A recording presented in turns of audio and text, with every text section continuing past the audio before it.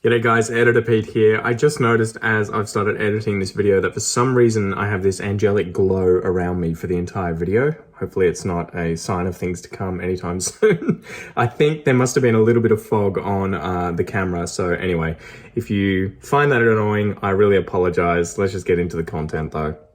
G'day you mob, how's it going? Welcome to this episode of Pete versus Plants. I am Pete and the plants are in the box, and I have just realized that I haven't scribbled out my address, so I'm going to fail with a crayon first before grabbing a Sharpie. I don't think I have any other one nearby, so we'll just open a box here. All right, so I ordered some tissue culture recently, and it came through a company that did all the importing and everything, and it was an interesting story. There was sort of a dodgy aspect to it.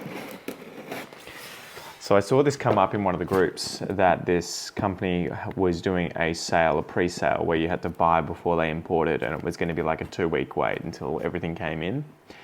And it was, I think it was something like $760 for 5 Monstera deliciosa variegated mint tissue culture specimens.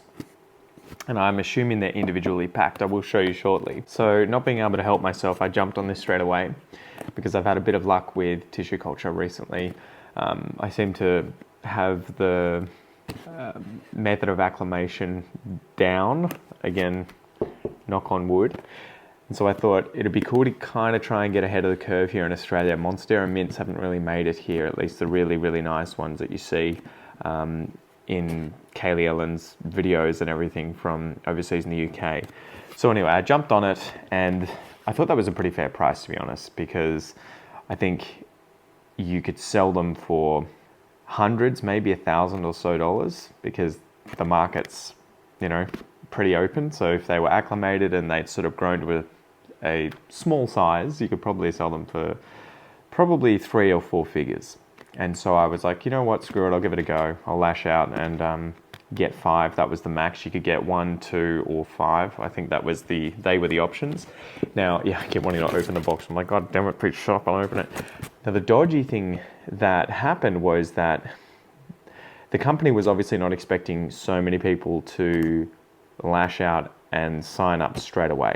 And so I think they sold out of maybe half their stock within an hour.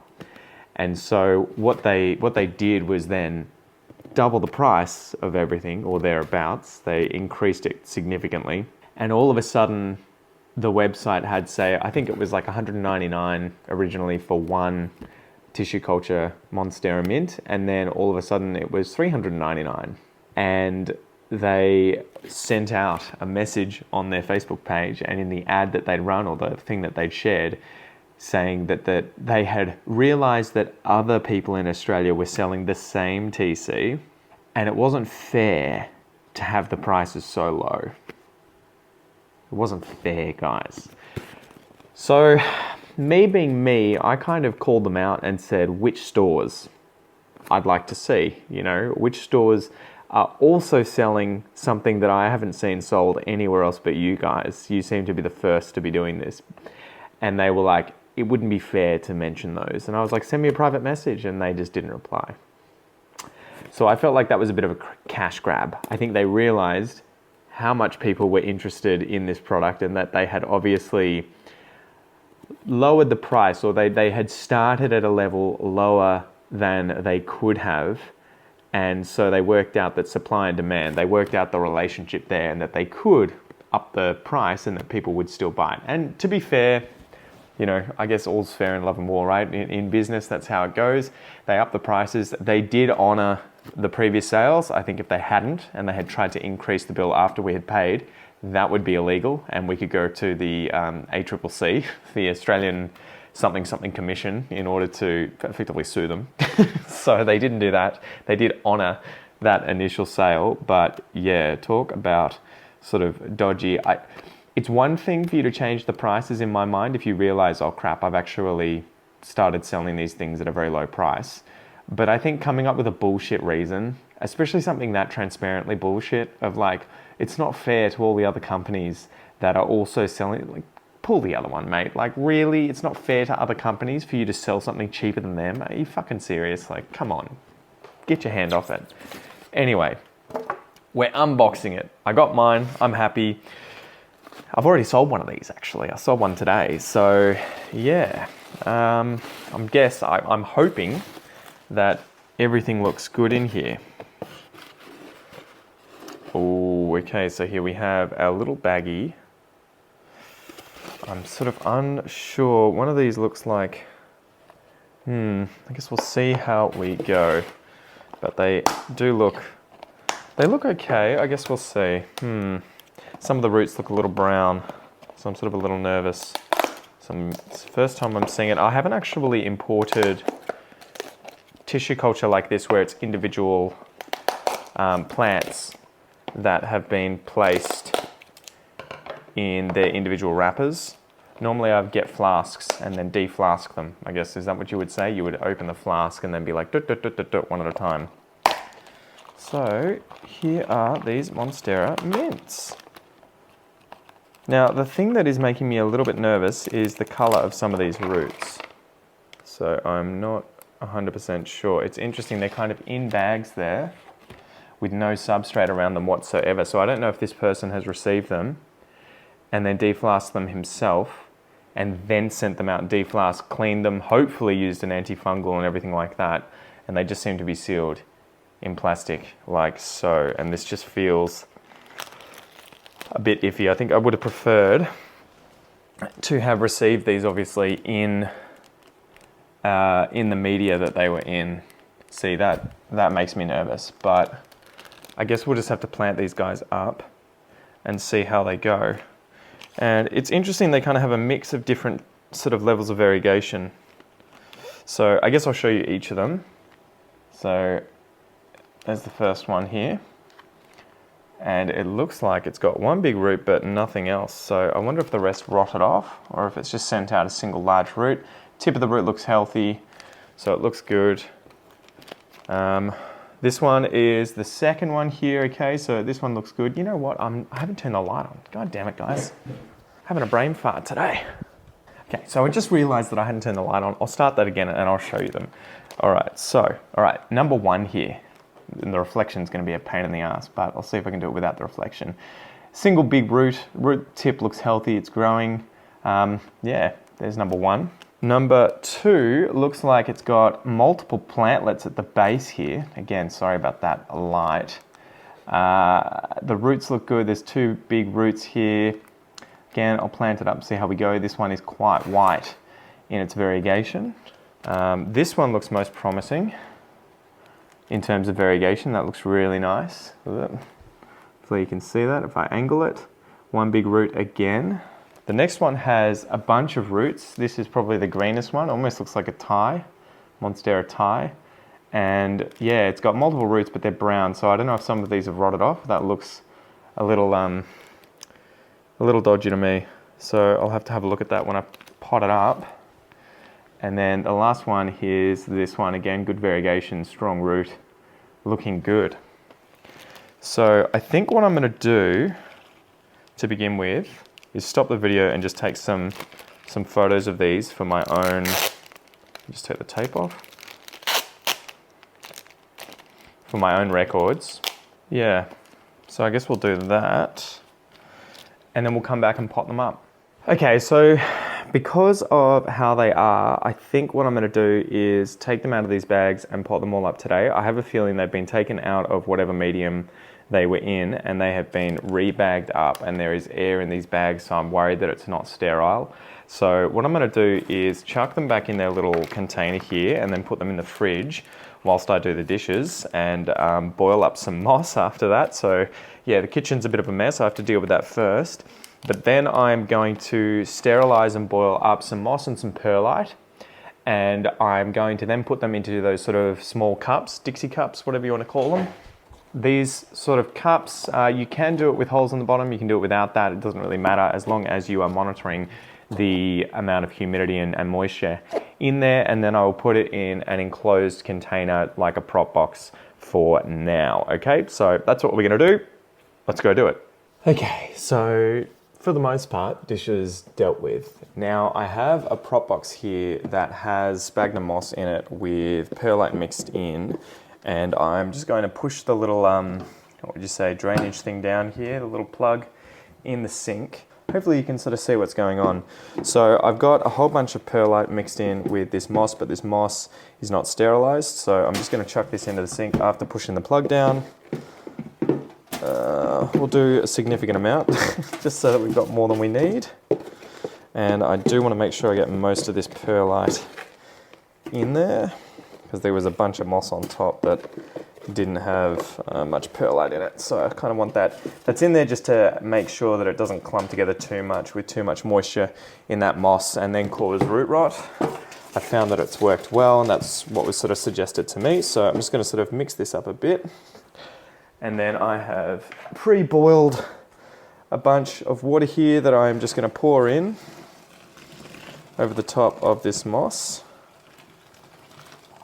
And for good measure, I'm just gonna do another batch of water. In the meantime, I'm gonna grab out my little pasta spoon here, spatula thing, and try and kind of submerge all of the moss below the water line. And it's sort of not quite there, which is why I'm boiling up another bunch of water, another batch of water. So yeah, this is sort of a weird thing to do. And again, as I always say, it smells like the ocean to me. It smells like seaweed. All right, back in a sec. Okay, so I don't know what the hell is going on, but for some reason, every now and then when I start videos, the microphone doesn't turn on, even though I can see that the receiver is receiving signal from me. So I am going to sort of try and talk through what goes on over the next, I think it was like 40 minutes of me doing the TC, extraction of explants, okay? So I'm just going to speed up the video because, yeah, it ended up going for quite a while, and unfortunately you won't have all of my sort of banter in there about all the things that I was coming across as I was going. But effectively I've gotten out here some liquid copper antifungal. I've got my hydrogen peroxide. I've got some warm water in front of me right there as well. I've got the explants that I've taken out of the fridge. They were stored in there whilst I was organizing the moss. And the first step here, I'm just going to soak them in the warm or, room temperature water in order to try and remove any other agar or medium that may be on the roots, because ultimately that's one of the biggest enemies when you are taking plants out of tissue culture. If you have agar or whatever other substrate or medium they've used on the roots, it is a breeding ground for bacteria and fungi, which can lead to root rot and failure, obviously, of your explants. So I'm showing you here that plant that I just showed you had a little bit of growth on it. It looked a bit sort of dark bluey. It was a bit weird. So I was going to keep a lookout for that. And at the same time, I was kind of keeping an eye on all the plants in there and trying to see if there was any dead material that I could remove from the plant, like sheaths or dead roots, anything like that. So I slowly sort of just go through and pull out this dead material, and we let them soak for about 5 to 10 minutes. And then individually, one by one, I pull the plants out and kind of just have a look at them, have a poke at them with these tweezers, double check that the roots are kind of hard. There I was just showing you that there was a little bit of agar between two of the roots that were sort of close together. I could see it. It's kind of like, it looks like a little clear jelly. So I'm trying to sort of sprinkle it in the water here, move it around and just wash those roots off.